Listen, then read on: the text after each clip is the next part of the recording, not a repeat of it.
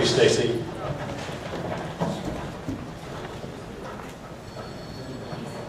I don't do very well standing. Can we get maybe the lights down just a tiny bit? One of my flight nurses many years ago walked into the office and had this little furry wind-up toy, wound it up, put it on my desk, and she says, "This is who you are. You are a gerbil on crack." So, Donna Clark reminded everybody of that last night. So I want to pick up a little bit from where Jonathan left off, and maybe think about things a little bit, take that, but move it in a different direction. Let's think about sort of how do we know what we know when we make complex decisions in organizations. And so I kind of walk through some starting points, this whole idea of the asymptotic curve that you hear from Sidney Dekker, some observations on culture that where we see, and I think that this goes into what Jonathan was talking about, complacency and how organizations sort of fit around each other and people within multiple disciplines fit with each other. Walk through a case study about how when there isn't a right answer, there's lots of different answers, all of which have risk for doing things, and then kind of finish up with some more thoughts on culture and this idea, this concept of frontline ownership, which is in patient safety evolving out of Canada. So obviously, there's always, when you're doing something, there's always a lot of people that you walk on their shoulders from. So this is where I live. All the little boats are out because they're out fishing for lobsters, for doing things. But what I'd really like to start with is I'd like to take you to Bolivia. I'd like to take you to what's called the Altiplano, the high plains of Bolivia in Peru. Because really what we need to think about is the science of intractable problems. So the Quechua in the Altiplano, you have indigenous people descended from the Incas, very insular, so the community all the genetic profile is very much the same. Everybody does exactly the same thing. It's fairly subsistence farming. And everybody eats the same thing. So religion, culture, all of those things are the same. But for generations, all of the children of the Quechua have been stunted in growth for age. So why do these kids sort of just not grow, or many of these kids don't grow? So innumerable organizations went and looked at it. Anthropologists have looked at it, nutrition experts, public health people, tried to figure out if everybody's kind of the same, why do we have all of these kids that don't grow? But then there were some kids that do grow. And they can't, genetically not different. So what you end up with is an intractable problem. And finally someone came in and said, well, let's take another look. Because sometimes the solutions for things are hiding in plain sight. And they're like, you're not going to find anything. We have looked at the diet, we've looked at the calories that people eat, we've looked at everything they do. And they said, well, we're going to look again. Because we have this idea that somewhere, someone within a community has figured something out. And sometimes they don't know that they figured it out, but they figured it out. So they sat there and watched the kids get fed. And everybody basically eats this soup. The fish is protein with fish, has some potatoes and carrots in the bottom, and a broth. And everybody eats the same thing. The entire community, that's what you do, midday meal, everyone eats the same thing. So they just watched. And they realized that the kids that weren't stunted in growth, the mothers were unconsciously doing something different. And that was that everybody basically, for the people working in the fields, the adults working in the fields, scooped to the bottom of the pot, where all the protein and everything is, put it in the bowl. And for the little children who weren't working in the fields, scoop comes from the middle to the top of the pot. And all of a sudden, it was just that simple. That some mother had figured out that if you scoop from the bottom of the pot, the protein, the kids get the protein. And those kids weren't stunted. And so there's this piece of things called positive deviance. And it's this science of solving intractable problems. And the thing to do is to look at outliers. look at success. And this came out of the Plexus Institute and the School of Nutrition at Tufts, because generally what we do is we find some things, and they were working with poor young mothers. And the mothers have limited education, very limited resources, and lots of malnourished children. But they realized that some of those mothers, with all the same circumstances, had something different. And rather than concentrate on all of the things that are wrong, start another program to adjust things that are wrong. Let's look at how things succeed and learn from success for doing things. So what do we know about this enterprise that we all, dearly love and work in? It has some uncertain value. For an individual patient, we can see that. Across some spectrums of patients, we have pretty good evidence, but there's some ideas of uncertain value in the enterprise. There's tremendous variation in how this is delivered across the board. We have constant issues with cost and value misalignment, which causes pressures. When we, at the 2009 hearings, on the panels, every professional organization, the pilots, the paramedics, the nurses, the doctors, all testified under oath that they were under pressure to perform. So we end up with this cost value thing. We often have decision misalignment. And we'll spend some time talking about that for doing things. We know that system design is absolutely imperative, how we do this, and we know that this is actually incredibly complex. There aren't any easy solutions, and I think that what Jonathan was addressing before is that there is this multiple approach that you need to think about this, because this is actually very complex, and we'll get to it. And we know that there's this very steady drip of highly visible operational safety problems. And when I worked in the UK, I spent a year as a fellow in the UK, and in the run-up to the election, when Tony Blair was coming into power, an ambulance in the West Midlands broke down on the way to a critical call.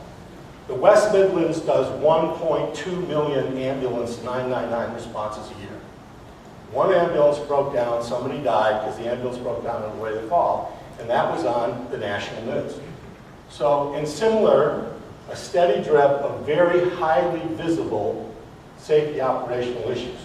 So what is asymptotic? And Sidney Dekker would describe this as that we've done all these things, but we get this curve and this idea that we're going to get to zero, and somehow we aren't getting to zero. We've never intersected that x-axis to get to zero. And if we think about how we've improved aviation safety, Part 121 airline safety, we've got to the point of almost zero, except then all of a sudden this year, we have 3 major things around the world. No one ever thought that a commercial airliner was going to get hit by a missile. Commercial airliners fly over conflict every single hour of every single day. No one ever had contemplated that risk. All the commercial airliners fly too high. We have another airliner within a couple of weeks that flies into a sandstorm unexpectedly. And we have another airliner within this 6 or 8 week period that just goes missing. That we'll never know. So we have this very safe system, but then we have unexplained things that happen. And when we think of this asymptotic curve, and what we're doing is that we get down, but we never quite get to the bottom. So what is it that we have to think about different? So there's a lot of things we don't know. We actually don't know the importance of time. We have a lot of research. We all talk about time-dependent disease. I talk about time-dependent disease. There's absolutely time things we do. But we don't really know the criticality of time. There's a lot of evidence that time may not be as much as we think it is. We don't know the end. We don't know the exposure. Irish continues to do a tremendous amount of work. They'll update again at AMTC, but we just really don't know a lot about exposure. We have no idea of the rate of near misses. There's no tracking of that other than individual organizations. We just don't know. We have very little information. We're spending a lot of time on this nationally at NEMSAC trying to think about occupational health in the emergency care enterprise. We just don't know. We don't know the rates of injuries, illness, occupational things. We have almost zero data on medical errors, despite the fact that we know that the now the second leading cause of death, of preventable death, is being treated by the healthcare system in the United States. The second leading cause of preventable death is entering into the healthcare system. 400,000 deaths a year. But on the emergency care enterprise, we have absolutely zero data. We don't know about infections. We know that when we test things, ambulances are dirty, stethoscopes are dirty. We do a quick wipe with an alcohol swab and we start an IV, but we just really don't know. We have very little to no data on medical harm rates. And so while the visibility of a helicopter crashing or an ambulance crashing is very visible, this is probably a much bigger piece of things. We have very little about always and never events for the National Quality Forum. So now we know in the healthcare system, you're not going to get paid for lots of things. There's about 52 of them now. That occurs, the government's not going to pay you anymore. We don't have any of that in what we're doing. And we understand, we don't know a lot about the structure of how complex decisions are made on a minute-to-minute, hourly basis in a 24/365 enterprise.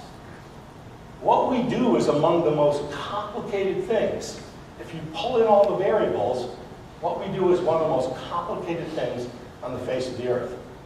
And when we think about this from the whole perspective of 911, so how many people here have ever had to call 911 for a medical emergency?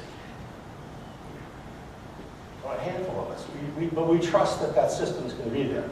And when we think about that, it's incredibly profound. Incredibly profound. The greatest social promise ever made in the history of humankind. It's really simple. If you call us, we will come. Think what that means to the public. If you call us, we will come. But think of what that means to us, as it becomes an incredibly complex set of things. We absolutely know that when it goes wrong, and when it goes pear-shaped, it goes wrong in a big way, and it goes wrong really quickly. So this was my introduction to air medicine. In 1991, I was a regulator. I was the chair of the EMS authority. And we had gone in Maine, and we didn't have any air medicine in Maine. And we had some guys come and say, we could do this. I knew the doctor, the head doctor involved. He was a close friend who worked at Outward Bound with him for many years. And I was like, DJ, is this going to be okay? Because I think these guys are a little bit cowboys. They own the company. Not sure how the financing is set up. But we were desperate because we knew that there was people in a big rural area that we cover that did run out of time. The time does mean something when it just takes absolutely too long for doing things. So we waived our rules. We had a whole set of rules that had been in place for a long time, even though we had no air medicine. I was one of the people who put my hand up. We said the benefit will outweigh the risks. I put my hand up and we waived the rules. And 6 months later, we had, to this day, one of the most egregious air medical crashes ever.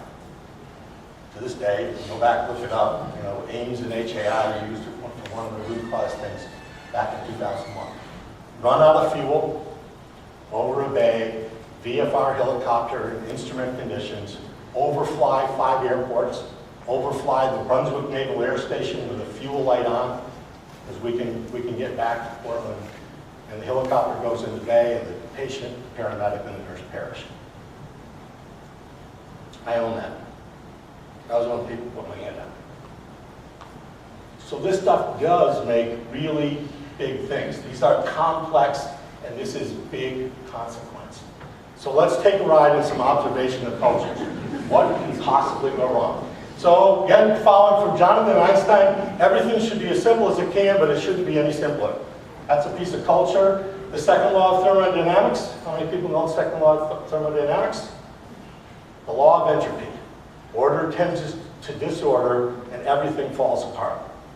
The whole universe is coming unglued constantly, and if you don't put it back together constantly, it just comes unglued. The forces that bring us together and separate us are neither equal nor in alignment at any given time. Think about that culturally in an organization. What brings you together and what separates you. So how many pilots do we have in the room? Right? How many paramedics? How many nurses? Any doctors? Doctors, how many administrators? How many comms people? How many AMTs, maintenance people? So there's a lot of different disciplines involved, and what brings us together separates us. We're better lucky than good on most of our days, that we do things. And we have this thing that lightning strikes, came in a lightning storm yesterday, that somehow bad events just happen. They're, there but for the grace of God go by. Bad events just happen. We think about that culture. And we have tremendous amounts of duty conflict. If you call us, we will come. The weather sucks today. If you call us, we'll come. Things are broken down. We're not hitting the risk matrix the way we want to hit it. So we get into duty conflict. We'll talk a little bit more about that for doing things. We have this idea of zero defects. I work for a big healthcare system. We're one of the high-value healthcare coalition, 12 systems, 20 systems now around the country. This is sort of the best, highest value quality systems. And we've got this thing called zero defects. And I'm like, really? Are we really going to have zero defects? We have zero errors of consequence, but I'm not sure we're ever going to get to zero defects, and I think that creates duty conflict by thinking this. We have the information iceberg in our organizations. People down the pointy end know everything, right? The problems, we lose about 25% to their supervisors, about 10% by the time we get to middle management that we actually understand what's going down at the sharp face, at the coal face, all the time, and about 4%. So we lose 96% of the information by the time it gets to upper senior management, okay? Which brings us to Weiler's Law, okay? Nothing's impossible if you don't have to do it. Our organization, we try to do things a little bit differently because of it. So when we think about complex decisions, where things fall apart is we believe that everything can become for more consistent control. Regulation has a place, accreditation has a place, but this idea of consistent control will fix things on its own is, I think, the problem. The data is persuasive, especially when it's objective third-party data. We believe that absolutely, if that's the case, these are all things that fall apart. The strong leadership from the top, it's not that these aren't important, but we believe that these are the kinds of things that will fix things, and if we can identify a problem, we can solve it. If we just figure it out, we can solve it. We can get better people, we can get better technology, we can get better regulation, we can get things, we can solve it. And one of the pieces of this, and there's a bibliography at the end, and we'll have all the slides here, is that this becomes a real trap of how, when we're faced with complex decisions. Because what we find is that things that have never happened before happen all the time. How many of you have ever been into a situation where there was no policy or procedure for what you had to face with? And heads on. It happens all the time. This is a complex enterprise for doing things. So when we think about complex decision making, that there's really two axes, that we have agreement and we have certainty. And down in this lower left-hand corner, rational decision making, we hope that everything can be there. But in the world, there's actually, a lot of times, there's not good agreement. What was Jonathan saying? It's like, whoever heard the tape, put the helicopter on the ground. I don't want to do this anymore. Happens, people do that. Our people are pretty dope. Put the helicopter on the ground. Everyone feels pretty good about it. It's all four people have to be involved in things. But oftentimes we don't have agreement and we don't have certainty. And so we get into this edge where at what point does it become chaos? And at what point does decision making fall apart for doing things? So in aeronautical and clinical decision making, what can possibly go wrong? Two different disciplines, two different environments, two different imperatives. Has there anyone ever had any duty conflict between the transportation environment, air or ground, and clinical care? one's ever had it, no one's ever experienced it. In a decentralized system, right? We have all of these things in operational control, and we can support people, and we can support them clinically. We have physicians 24 hours a day that can access, our people can access it, me or an administrator 24 hours a day. Every discipline has a chain that can go off as access, but it's a decentralized system because we're just not there at 2 o'clock in the morning on a regular basis. We're not there at Sunday at 5 in the morning. We're not there Saturday night at 11 o'clock. When all people have to make complex decisions. So what can possibly go wrong? So let's walk our way through a system. So in transportation, however we're going to accomplish transportation, we're really clear. Our job is not to fly people. We fly people every day, but our job is not to fly people. Our job is to solve clinical problems. And we can do that in a variety of ways. Sometimes we do it in telemedicine, sometimes we do it on the ground, sometimes we do it in the air, sometimes we do it on the sea, we're doing stuff. But every transport has a seasonal piece for us. We were talking last night. If you go to Fort Kent, Maine, 85% of the entire population of Canada lives south of Fort Kent, Maine. So we have what's called the Jordan maneuver for one of our flight nurses invented. So they're up there one night, it's 36 below, blowing 40 knots. So the effective temperature is 100 below. And you don't shut the helicopter down, and you're a long way from anywhere up in the North Woods. And they come out of the hospital, you can't even wheel the patient over, you have the patient in the ambulance. So someone's got the ventilator in their coat, someone's got the monitor in their coat, someone's got all the IV pumps in their coat, and they're wheeling the patient over, and Carol looks down at the Foley bag, goes, right to ice. And she goes, it sucks. Just don't even think. Unzips the crotch of her flight suit, jams it all in, zips the back shut, thaws it out of the way. So seasonality is an issue for us. Time of day is an issue for us. The Jordan maneuver, remember that one. Weather is always an issue. Distance is an issue, the variables. The time of transport is an issue. The urgency of what we're doing is an issue for doing things. So these are all in the background of every single thing that we have to do. Logistically, these things are in the background. So in this case, we've got some choices. We can fly, and if it's a nice day, we can fly. We have very rapidly changing weather. We can go from clear skies to zero visibility in 20 minutes because we have the Labrador Current full of icebergs. It's 20 miles off the coast of Maine. We cover hundreds of islands with population, so that things can change. We can have a 45 degrees swing in temperature north to south in the middle of a transport, a 45-degree difference in temperature. Huge amount of woodlands in the wintertime. So here's the transport request, and this is now audience participation. So it is 2:30, and it is about December 17th, so it's about the darkest time of the year. Our sunlight, where we are, we'd have sun from about 6:30 in the morning to about 3:30 in the afternoon in that December. It's minus 15 C, and it's clear at the origin point of this transport request. Snow squalls at the destination point, there's snow squalls and it's blowing 35. And the destination is going to be a hospital in Boston, 16 stories up. So you're 16 stories up and you're in snow squalls and winds for doing stuff. Very sick patient, request. Transport is going to be 200 miles. It's a long helicopter flight, 200 miles for doing things. And so what's the pilot decisions? We've got a bunch of pilots here. What are you going to do? So you're going to turn it down. Anybody else going to be different? Turn it down. So we're going to turn it down. In fact, that's what the pilot did, turn it down. So you can't do it.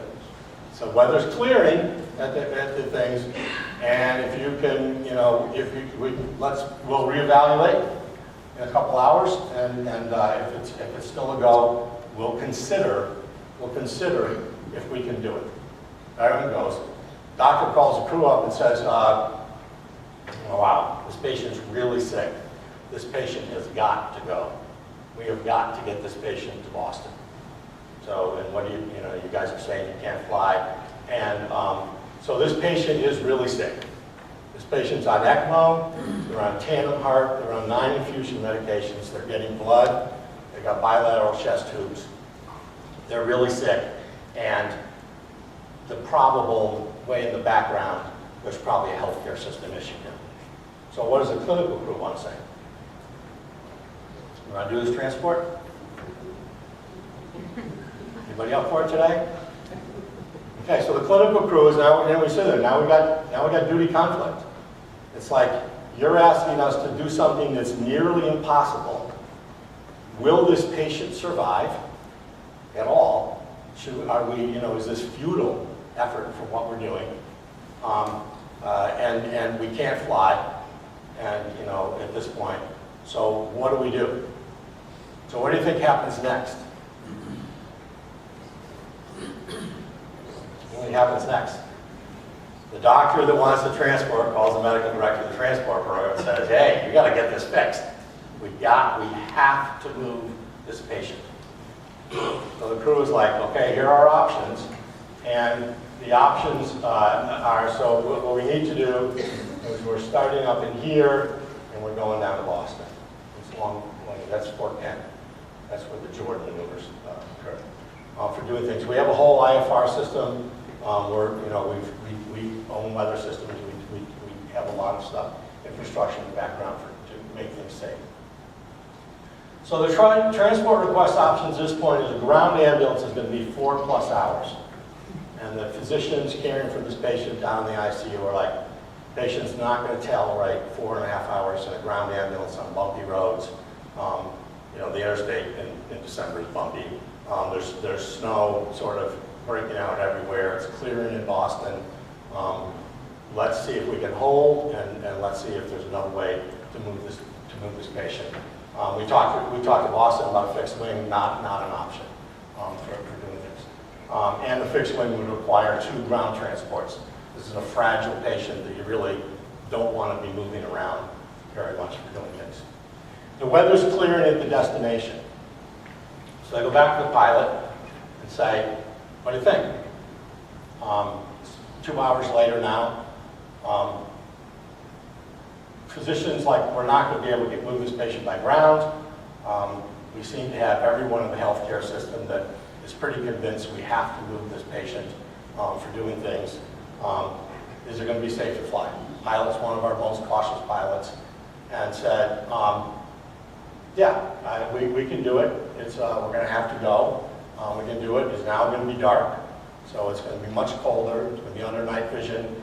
We can do this. We can safely do it for doing things. But there's a couple of things that I'm going to require. And if I'm going to do this, I need to change the rules a little bit. So it's now 4 o'clock. It's now dark, or just about dark. Patient's going to come onto the roof. At this point, there was lots of administrators, including me, involved. And I'm there. I've got a ground crew. I've got an air crew. We got everybody talking to each other about how we're going to accomplish this. Is it okay? And I'm like, are you guys okay? Because if you guys say we're not, I'll pull in the plug right now. I'll pull the plug on this patient in a heartbeat. You guys say you don't want to do it. You can't do it safely. I'll pull the plug. I'll go talk to the doctor. I'll talk to the family. And we'll pull the plug, because if we pull the plug on the transport, we're pulling the plug on the patient. There's just absolutely no question about it. She's not going to survive the night unless she gets down to surgery. Considerations is now we have a non-medical standard crew. So standard crew for us is a nurse and a medic, but because of the complexity of this patient, they're going to want to send a perfusionist. We work with a perfusionist. They do transports, not a lot. But they do transports. They're oriented transport. They've already been through sort of all safety things for doing stuff. But now it's a non-standard crew configuration. We've got a lot of medical equipment stuck in a helicopter. It's all going to be done under NVG. We're going into Boston for doing things. It's now -20 C and getting colder. Okay, so this is tough environmental conditions for doing things. And here's where the pilot says, if I'm going to go into Boston, and I'm going in there at night, you can't flip the co-pilot seat around. Because in this non-standard crew configuration, we flip the co-pilot seat around with the other person there. So here's my condition. I can safely do the flight, but you can't turn the co-pilot seat around. And so if you guys want to do this, this is bottom line. So now what do you want to do on the medical crew side? You've got 9 infusion medications running, bilateral chest tubes, a tandem heart, ECMO, vent, blood. What do you guys want to do? What? Turn it down? And this was, so there was a debate. I mean, this is where the debates start happening. I said there's no right answer to this. If the crews can't do it, and they say we just can't do this, we'll pull the plug. I'm happy to look at anyone in the eye and say, we pulled the plug and this is the bottom line. But the crews actually the 5 of them, spent a fair bit of time, communicating. We had a lot of planning time at this point. And they said, we think we can do it. We're going to put the nurse and the perfusionist in the back.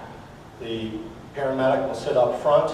And if we have to move something, we can move it around to them. But we're basically taking one of the crew out of the equation. And then it has to be, does the nurse and the perfusionist believe we can safely do this? So in the end, they said, yes, we'll do it. Now they know that there's a staff meeting the next day. So what's going to happen at the staff meeting? All their colleagues are going to say, what the hell were you doing? How did you ever agree to this? And their colleagues would be absolutely right. And they were absolutely right to agree to it. They went through every risk. And what we need people to do, and this whole idea is I need people every day to come to work and grab risk, put it in their hand and stuff it in their pocket, and own that risk for doing things. There's no right answer. The pilots were mad at the other pilot for saying why are you pushing them, the clinical crew, into a bad situation. I would have gone without turning the seat around. But the pilot, the particular pilot involved, he made the right decision for his safety of flight. We have to honor that decision despite the fact he's going to get criticized by other pilots who aren't going to agree with his decision. The clinical crew is going to totally get criticized by their clinical crew the next morning. And that way, there's a staff meeting at 8 o'clock the next morning. And this is going to be the topic of the conversation. And everyone is going to be wrong, and everyone's going to be right simultaneously. That's the complexity of what it is that we need people to do. So when you look at all of that stuff that, how do we make all of safety better, we did a lot of things with technology. We changed everything. We changed the instrument flight. We stabilized aircraft. We did lots of training. We've integrated systems for doing stuff. But when we really get down to this edge of this curve, this asymptotic curve that we can't seem to get to intersect 0 except for 1 year, 1996, we got it to 0. We can't seem to get it there and hold it there for doing things, and those become issues of culture. How do people make decisions? And what we look at in healthcare systems is we keep trying to engineer our way out of it. And we'll sort of give you a quick example. We had a paramedic that saved a guy's life, broke the rules to save a guy's life. It was very clear, exhaustive medical review by the surgeons. Guy saved the guy's life. Did a procedure he knew how to do, but was not within the scope of practice. But, they overwired, he put a central line in an aircraft. The guy was really sick, and they all agreed. And he immediately, someone turns him into the licensing board. So we're like, okay, so now we're going to the licensing board. And we're like, I hired lawyers. He can choose whatever lawyer, but I'm going to pay for the lawyer, and we're going to go. We're going to go en masse because he had a duty, We said, what are our pieces? We'll come back to that. There's errors. We're going to make errors. We made errors on that transport. We made errors in changing the crew configuration. We made errors in not turning the seat around. We made errors. But they were okay errors to make. no matter how you end up doing for stuff. But this idea that we're going to have an incorrect intervention, it becomes problematic. Equilibrium, back to complacency, precursor to death and stagnation. So whenever you have change and changing things, breaking this curve requires change, it's going to disturb something somewhere. You got to find that in complex decision, where is the sweet spot between judgment when there's not agreement, not certainty, where is the sweet spot in decision making and chaos? There's always going to be self-organization. Things organized all the time for doing things. And unintended consequences. We spend all this time, but unintended consequences are always going to happen because things that have never happened before happen every day. We think, we look at it and say, what happens? Why do medical helicopters crash? The weather's marginal, it's nighttime, they get into trouble for doing things. And we say all those crashes are basically the same, and I agree with Jonathan. I never would allow, back when I was president of AIMS, this idea that this is all pilot error. It just doesn't wash, it doesn't make any sense to think that someone would get up in the morning and just say, you know what, I'm not coming home at the end of the day. I just reject that notion out of hand.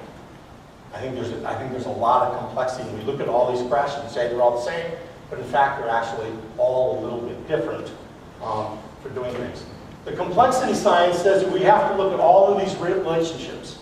How do all of these things intersect? And when we look at trying to control MRSA in a hospital, we have to figure out who's touching everything in the entire hospital. Who's touching everything in the entire hospital? One of the things we do is we just, we'll make a fake patient, we'll put some chocolate pudding underneath the bandage on their leg. And you just watch for 24 hours. You'd be surprised at where the chocolate ends up all over the hospital. People just come in, they move, they touch something, it goes. Solving iatrogenic infections is a really complex thing. The extent to which power is centralized or shared. Use the complexity science and variability and order, how they coexist. So we're back into this of where can we find this sweet spot of decision making, and how do we do it across disciplines? How do we do it across time? How do we have people trust each other for doing stuff? So positive deviance says focus on the outliers, cultivate skepticism constantly. There is somebody somewhere that knows how to fix whatever it is you're trying to fix. And differences, variation, we constantly need to standardize, and we constantly need to celebrate, innovation and variation and individual differences as we solve things. So if we look at the general traditional problem solving, Lean, Six Sigma, all of those things are important in anticipation and to prevent. To anticipate and prevent problems, the traditional way we solve problems is actually incredibly important. We have to do it. But then we have to also have containment and resilience, because things are going to go wrong, and the unpredictability, we have to have a system that equally can deal with the complex decisions and contain and be resilient to change, in dynamic change as risk changes for doing stuff. And we have to have everybody have a cure mindset. It's back to Jonathan's. You have to have a cure mindset, that we can figure this out, but we actually have to work at figuring it out. So you can get all these things. So system resilience, absolutely critical to safety. Surprise and prevent, these things are, prevention is never really perfect. Surprise is going to happen every day of the week. It happens every hour of the day. It happens in healthcare all the time. Context matters. Culture meets strategy for lunch every day, and context and trumps the implication of best practice. To just say, I can pick up this because it works over here, and I'll bring it in here, and it's going to work in my organization. Be skeptical of that for doing things. You got to have own it rather than buy it. Okay, that's the handful of risk. Own the risk for doing things. Social proofing that everyone's involved in this, and interconnectivity is resilience for doing things. So if you look at traditional culture of how to get stuff down, and frontline ownership of how to do things, that those are the differences of how things actually get done. So to just sort of finish up a little bit. So we believe that to be rather than to seem is actually really important. essaye quamdidere, to be rather than to seem. This is not about just putting in policies and procedures. You know, we have Canes that come in 2 weeks. We have all the books, we've done all the policies. There should be just 3 policies. If it was up to me, there's 3 policies. First one, we steal right from the U.S. Army, unabashedly. Every day when you come to work, be all you can be. Second policy, treat every patient as if they were your mother. And if you don't like your mother, treat it as if they were my mother. And the third policy is when all else fails, feel free to think it's always an option. And if you just do those 3 things, it may not always be graceful, but you actually will get to the right result, you know, is being rather than seeming. So here's our beliefs. Everyone goes home. The surprises and errors are inevitable. We're never going to have 0 defects. You know, I came to work this morning. It's really clear we're not going to have 0 defects because I showed up. Safety is perishable. That this, no matter how good we did yesterday or last 2 hours ago, safety is absolutely perishable. You can't hold on to it. It has to be constantly done. There's hard truths and there's soft truths in culture. We have to have everyone own all our problems.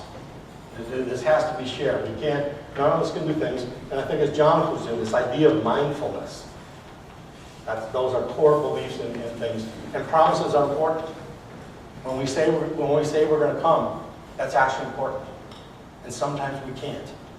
And we have to have the grace to say, how do we get around that? But we have to go back and figure out how to solve the problem and how to solve the problem next time. We have some absolutes, you know, the things that there's absolute clear lines you can't cross. But what we really go for is this idea of a compact for behavior, and we now have this non-prescribed intervention policy. We have a policy that allows people to break the rules. And when we went to the medical board and said, this is a policy, the paramedic followed the policy. They said, you have a policy that says people can break rules. And I'm like, I couldn't, you know, I can't keep up. If I had a procedure and a policy for everything, it would be like this, and it would be no one would know any about what's in it anymore. So we have some absolute, there's red lines, you can't do things. But the rest of it, there's a lot of gray. You know, and for doing things. So we call them non-prescribed interventions. We told them, you know, we told the boards, like, we're going to make errors. But if we're going to make an error, we're going to make it on behalf of the patient. If we can look and say absolute certainty, we made the error on behalf of a patient, that's much better than error of omission. We're going to make that error of commission. And if you don't like it, you know, then you know, and by the end of the hearing, they exonerated the paramedic and opened an investigation, you know, of us. You know, said, you know, I said, bring the investigation on, you know, do it against Lifeline, don't do it against a paramedic. Paramedic was doing what we expected him to do. We expect him to try and save people's lives. We agreed, broke the rules, that's why we're here. But we did it thoughtfully, we didn't do it carelessly, we didn't do it maliciously, but we did it. Because if we don't do that, then no one's going to report. It's all going to be silent. 2 weeks later, we had 2 nurses make a medication error. Doing everything, 2 nurses, medication error, bad outcome. One of our healthcare systems, they say they have just culture. In 2 hours, the nurses were both fired. Like 2 hours, you fired 2 nurses? It's like, how did you ever do an investigation? How did you ever even know what happened? You know, it's like, really? You know, do you think any nurse is ever going to report anything in that hospital ever again? Transparency. So we got to have reporting that's got to be transparent. People have to see what's going on, and we have to respect domain expertise. So when the pilot says, you want to go? Not turning the seat. Another pilot will say, I'll turn the seat. The domain expertise is, in that case, the individual pilots. They're both right for doing things. And, you know, then having this review team at the Sharp Band for doing things. So what do we get in culture? I think that most organizations, you know, are probably somewhere between here. But we really want to move people, this idea of high reliability. That you're way out ahead of things. Problems are being solved before they appear because of the way people work together and how they all share complex decision making, and that they trust. You know, so it isn't just culture, you know, for us, it's accountable culture. for doing things. You start with trust, you have reporting, you go to just, learn, and you always have this constant sense of unease. Because surprise and errors are inevitable. It's going to go wrong. There's nothing we can do, but we have to be resilient. Things break, patients get unexpected things, little things change, we're doing stuff. So we do believe that paresia, to speak boldly, to speak the truth, and to have a responsibility that everybody, whatever their discipline, has a responsibility in our organization to speak the truth. It's not just the freedom of speech. It's not just the opportunity just to report, to say things. It's the obligation to each other and to the organization and to the people who trust us with their lives in an organization to speak, even when it's at personal risk. Always easier to act your way than think your way into a new way of acting for doing things. And out in front of the Institute of Medicine, carved in the granite in Washington is this quote from Goethe. And this really is, but you have to roll up your sleeves. I mean, this stuff is really not easy for doing things, and we don't do a good job every day. We try to do a good job every day. We try to get better at this every day. And this idea of complexity that we've just sort of moved, that we can't, in an organizational model, if you're going to have complexity, individuals have to be able to make all those decisions. They can't wait necessarily for bosses. Bosses are always involved. We always look at it afterwards, but we actually 24/365 have to have everybody, doing that. So, I don't know if there's questions or if you want to move right on and have questions at the end. But thank you. It's so